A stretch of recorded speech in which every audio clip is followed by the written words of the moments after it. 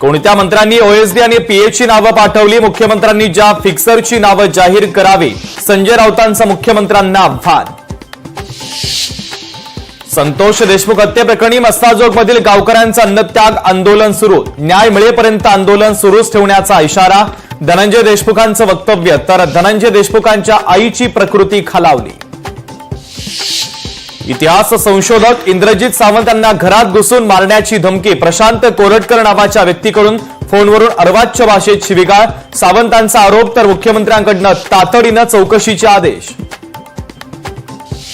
स्वराज्य रक्षक छत्रपती संभाजी महाराज मालिकेचा शेवटचा भाग बदलण्यासाठी दबाव होता. निर्माता आणि अभिनेते अमोल कोल्हेंचा दावा. 24 तास थांबा, सगळं नीट होईल. खासदार संजय राऊतांचा पुण्यातील नाराज महिला पदाधिकाऱ्यांना फोन. सूत्रांची माहिती.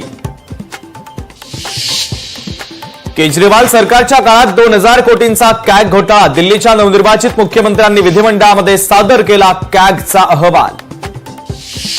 अभिनेत्री प्राजक्ता माळीच्या त्र्यंबकेश्वर मंदिरातील कार्यक्रमाला तीव्र विरोध. माजी विश्वस्त ललिता शिंदेंचं ग्रामीण पोलिसांना माळीच्या विरोधात पत्र.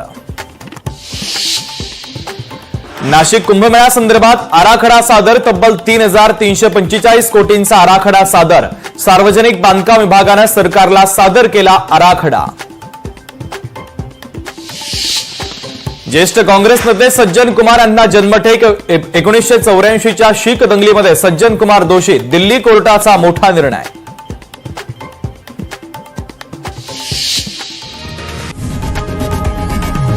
लोकशाही मराठी ऐका, पहा, जागरूक रहा.